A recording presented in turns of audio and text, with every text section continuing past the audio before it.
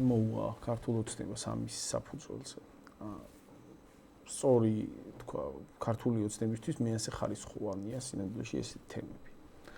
და კიდე საინტერესოა რა ფორმულირებით ჩამოაყალიბა, რომ ეს არის მნიშვნელოვანი რაღაც პროდასავლურად განწყობილი ქართველი ხალხისთვის და უკრაინელებისთვის. ამის იქით რა ხდება? რამე მოვისმინეთ რეალურად რა მოუვათ? მე კი თქვა შეგვიძლია მოვისმინოთ პროდასავლური ექსპერტების, პოლიტიკოსების შეფასებებით, რომ ვიღაცას იმედში ხელფასის აღება გაუჭირდება და საბანკო ანგარიში გაუქრება იმედს. მე რა მოუვა ახლა იმედის თანამშრომლებს მისცემენ ქეშად ხელფასს. თანამშრომლებს რაღაცა ევროპაში შესვლა არ გაურთულდებათ. თანამშრომლებს რა თქმა უნდა ფართო შემადგენლობას თანამშრომლების საბანკო ანგარიშები არ გაეყინებათ.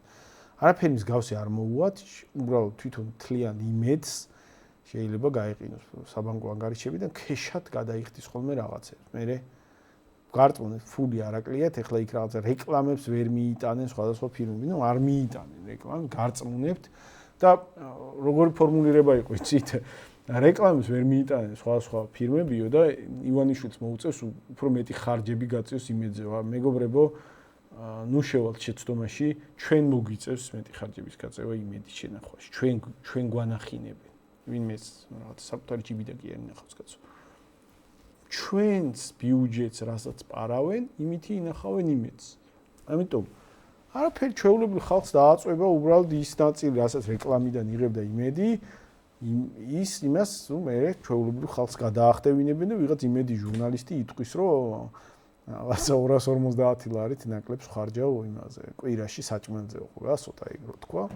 ეგეთ რაღაცებს იტყვის ხოლმე. პრობლემა არ ექნებათ. ხალხს შეიძლება ცოტა მეტი გადაახტევინონ იმედის შენახვაში. დანარჩენი აი რაში იქნება პრობლემა და მან მნიშვნელოვანი რა კომპონენტია ამ ისტორიის. რუხაძე, რომელიც იყო იმედის ფლობელი და თვითონ პროდასავლური ფლანგიც ამას ასე აფასებს, რუხაძემ თურმე გაიგო, რომ იმედს ასანქცირებენ და გადაწერა სხვაზე და გაასწრო. და აღარ სანქცირდება რუხაძე? ანუ ეგრე მუშაობს, რომ დასავლეთი ეგეთი ეფექტურობით მუშაობს, რომ ვისაც ეკუთვნოდა, ანუ ვისაც კი დაარტყავს რაღაც ეფექტურად სანქციები, რაღაც ბიზნესმენია და ხა ბიზნესმენის ოპერირებაში მაგას ექნება ეფექტი. ხო ვიღაცა იმედი დაასანქცირეს, რაღაცა კამერები, რომელსაც ჩაირთვება და რამდენი კამერა იქნება და ქეშად ვის მისცემენ ფულს, ეგ არაფერი არ იცვლება მაგას.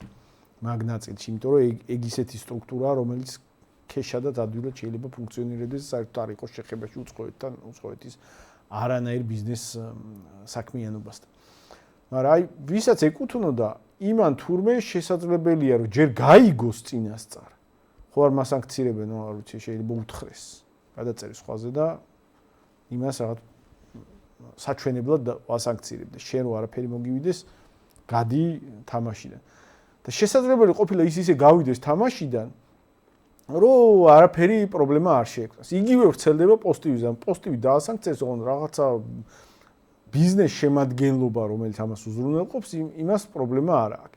იგივე ვრცელდება დანარჩენ თელ ოცნების შემადგენლობაზე. თუ ვინმე დასანქცირებულია ოცნების შემადგენლობაში, დაასანქცირეს ისეთი ფიგურები, რომელიც ახლა ან დახსნეს თვითონ საერთოდ. აი რაღაც გამოიყენეს და გადააგდეს. ან რავი, ისედაც დიდ არაფერს არ წარმოადგენდნენ მათთან, ხო, მათ შემადგენლობაში. ივანიშვილი დასანქცირებულია ფაქტიურად ფორმალურად ამერიკის მიერ.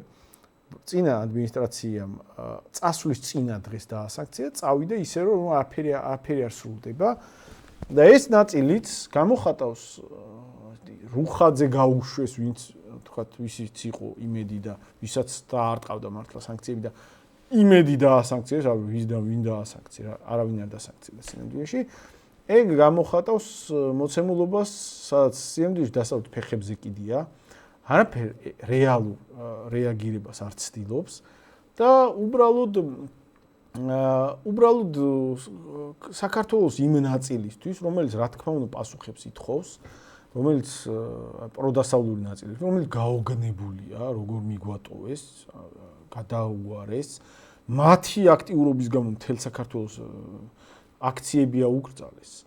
მედია თავისუფლება აუკრძალეს, თავრობის შეურაცხყოფა აუკრძალეს, მიგრანტებს ხმის მიცემა, ხმის უფლება წაართვეს ქართულ მიგრანტებს და ქართულ მიგრანტებს საკუთარი პოლიტიკური შეხედულების დასაცავად ფულის გადარიცხვა აუკრძალეს.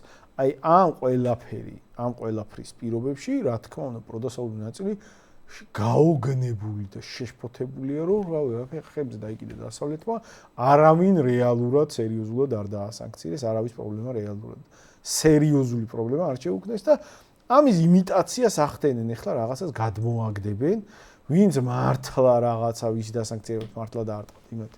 ეუბნებიან თქვენ გაიწიეთ, არ უძაბავენ, იმიტომ არ უძაბავენ, რომ ახლა ვიღაცა საბოლოო ჯამში საქართველოს მიმართული ფეხებზე კიდიათ, მაგრამ თუ დაჭირდათ რაღაც კომპონენტში კომუნიკაცია, ეს კომუნიკაცია მაინც მოხერხებადი იყოს, ამიტომ მასე ნუ გავიფუჭებთ ურთიერთობებს რაღაცა იქ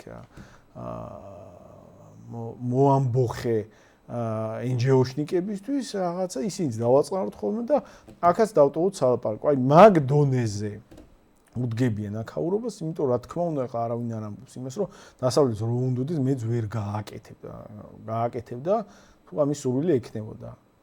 ეს შედეგი, ეს ხარისხი მათი ჩარევის და მოქმედების გამოხატავს მათ დაინტერესებს. ფეხებზე კიდია ეს მიმართულება, არ არის მნიშვნელოვანი, არ არის საინტერესო, არც პერსპექტიული და არც მნიშვნელოვნად ამაზე მეტი არც დაცვა იქნება, არც ჩართულობა იქნება, არც თანადგომა იქნება. გადააგდო აქაური პროდასავლელები და ყველა მთელი ქვეყანა, იმიტომ რომ მთელი ქვეყანა ზიანდებოდა არასწორი წარმოდგენებით, შეიძლება ნაწილს გვესმოდა რომ ეს არასწორი წარმოდგენები იყო, მაგრამ ჩვენც ამ ჯამური არასწორი წარმოდგენებით განსაზღვრული ქვეყნის მდგომარეობაში ვიყავით სინამდვილეში საბოლოო ჯამში, ამიტომ ყველა დააზიანა დასავლეთმა, ყველა გადააგდო, განსაკუთრებით ის ნაწილი, რომელსაც დასავლეთის იმედი მედგრად ქონდა და დღესაც აი ამნაირი მოჩვენებითი სულებით დასავლეთი ერთადერთი რაც წაკეთებს, ცდილობს რომ ამ